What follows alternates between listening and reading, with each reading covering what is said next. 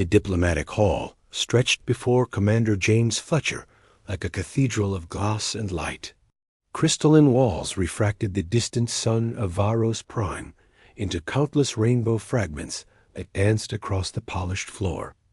Representatives from 30 systems stood in careful formation, each positioned according to protocols that had taken months to negotiate. Fletcher adjusted his dress uniform collar and tried not to think about how one wrong word could unravel the entire treaty. The Varosan delegation entered through the main archway. They moved with the fluid grace characteristic of their species, tall and slender with skin that shimmered between silver and blue, depending on the angle of light. Their queen, Alara, commanded attention without effort. She wore robes that seemed woven from starlight itself, and her amber eyes surveyed the assembled crowd with the weight of centuries behind them. Fletcher had studied Varosan culture for 2 years in preparation for this moment. He knew their greeting rituals, understood their concept of honor debt, and could recite the 7 principles of their social hierarchy. What he had not anticipated was the small figure that trailed behind the queen's elaborate train. The child could not have been more than 6 cycles old by Varosan standards. He wore miniature formal robes that mirrored his mother's, though his steps held none of her calculated poise. His wide eyes darted around the hall with barely contained curiosity, taking in the alien dignitaries with wonder rather than the practiced neutrality his station demanded. The ceremony began with the traditional exchange of greetings. Each representative stepped forward in turn, offering words in carefully rehearsed Varosan that acknowledged the Queen's authority and expressed hope for mutual prosperity. Fletcher waited his turn, 17th in line, mentally reviewing his pronunciation. The Varosan language required tonal shifts that human vocal cords struggled to replicate. He was halfway through his greeting when he noticed the child had separated from his mother's retinue. The young prince wandered between the assembled delegates, apparently fascinated by the variety of species present. A Trilaxian ambassador with 4 arms caught his attention briefly. A crystalline being from the outer reaches made him pause in wonder. But he kept moving, drawn forward by some invisible compass. Fletcher finished his greeting and stepped back into formation. The queen acknowledged him with a slight incline of her head, the same gesture she had offered everyone. He released a breath he had not realized he was holding. One hurdle cleared. Only 1,000 more to go. The child was closer now. Fletcher could see the subtle patterns in his skin that marked him as royalty, spiraling designs that glowed faintly with bioluminescence.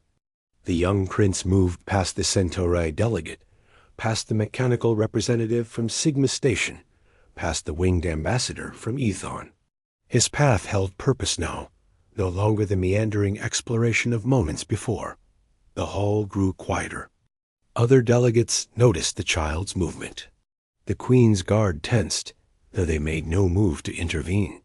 In Varosan culture, Fletcher remembered, children of the royal line were considered sacred until their 10th cycle. To restrain one without cause was an offense punishable by exile. The prince stopped directly in front of Fletcher.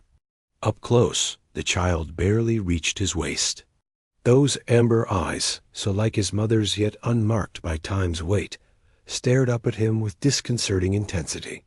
Fletcher glanced toward the queen, unsure of protocol. This situation had not been covered in any briefing. The child reached out and grabbed Fletcher's hand. The touch was warm, almost hot compared to human body temperature. Small fingers wrapped around his with surprising strength. The hall fell into complete silence. "Papa," the child said in clear, unaccented English. Fletcher's mind went blank. The word hung in the air like a grenade with the pin pulled. He looked at the queen again, this time with genuine alarm. Her expression remained unreadable, though her guards had shifted into alert stances. "Your Majesty," Fletcher began, then remembered that speaking out of turn violated about 6 different protocols. He closed his mouth and waited for the diplomatic incident to unfold. The queen moved forward with liquid grace. Her robes whispered across the floor like wind through leaves. She stopped beside her son, but made no move to pull him away.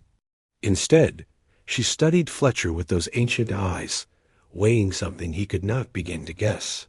"Commander Fletcher," she said, her voice carrying easily across the silent hall, "it seems my son has made a choice. Your Majesty, I assure you I have no idea what prompted this. If I have given offense in any way, I apologize and submit myself to whatever judgment you deem appropriate."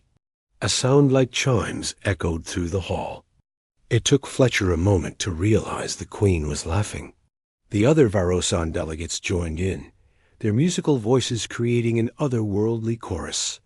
"You misunderstand, Commander. My son has not been deceived or manipulated.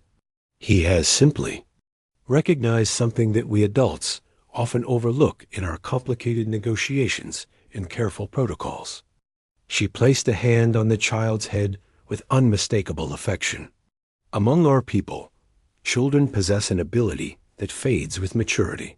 They can sense the true nature of beings, see past the masks we all wear. It is why their choices carry such weight in our society." Fletcher felt the ground shifting beneath him, though the floor remained steady. "I'm afraid I still don't understand, Your Majesty. My son, Prince Aldrich, has chosen you as his father guide. It is an old custom, one we rarely invoke in modern times, but when a royal child makes such a declaration, we honor it." She paused, seeming to choose her next words carefully. "For the next 3 cycles, you would serve as his mentor and protector. You would teach him your ways, your values, your perspective on existence. In return, you would gain my complete trust and the friendship of our entire people."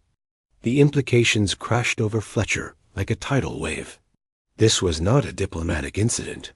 It was an opportunity that went beyond anything the treaty could offer. A human, trusted with the care of the Varosan heir, given access to their culture at its most intimate level. The intelligence value alone would be incalculable, though Fletcher found that thought distasteful as he looked down at the child still holding his hand. "Your Majesty, I am honored beyond words, but I am a soldier. I have no experience with children, let alone raising a prince. Surely there are others more qualified, more appropriate for such a sacred duty." "My son did not choose someone qualified or appropriate," the queen replied. "He chose someone worthy. There is a difference." Aldrich tugged on Fletcher's hand. "Papa will teach me about humans, about Earth, about the stars you came from." The child's enthusiasm was infectious despite the weight of the moment. Fletcher found himself smiling. "I suppose I could tell you about Earth, though I warn you, my stories might not be as exciting as you hope. Will you tell me about the great oceans, and the creatures that swim in them, and the cities that touch the clouds? If that is what you wish to learn, then yes." The queen made a gesture with her right hand, a formal acknowledgement that Fletcher recognized from his studies. "Then it is decided. Commander James Fletcher of Earth, you are hereby recognized as father guide to Prince Aldrich, heir to the Varosan throne. May your teaching be wise, your protection sure, and your bond unbreakable." The other delegates erupted into a cacophony of reactions. Some applauded the unexpected development. Others whispered urgent consultations with their aides. The Earth delegation looked somewhere between thrilled and terrified.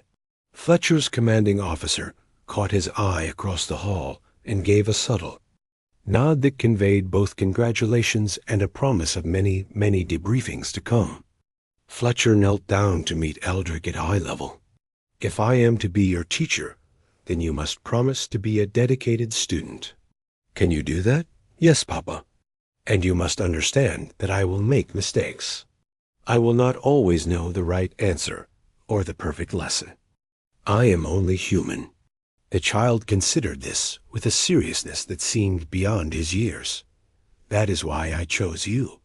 You are human, but you are also kind, I could see it. The way you looked at the other delegates, even the ones who were scared or nervous. You wanted them to feel safe. That is what a good father does. Fletcher felt something crack in his chest, some wall he had built during years of military service. He had joined the fleet to explore the stars, to push humanity's boundaries outward, to make contact with the wonders waiting in the dark. He had never expected those wonders to include this small being with star-bright eyes who saw something worthy in him. "Then I accept," he said, his voice steady despite the tumult of emotions. "I will teach you everything I can, Prince Aldrich, and perhaps you will teach me a few things as well."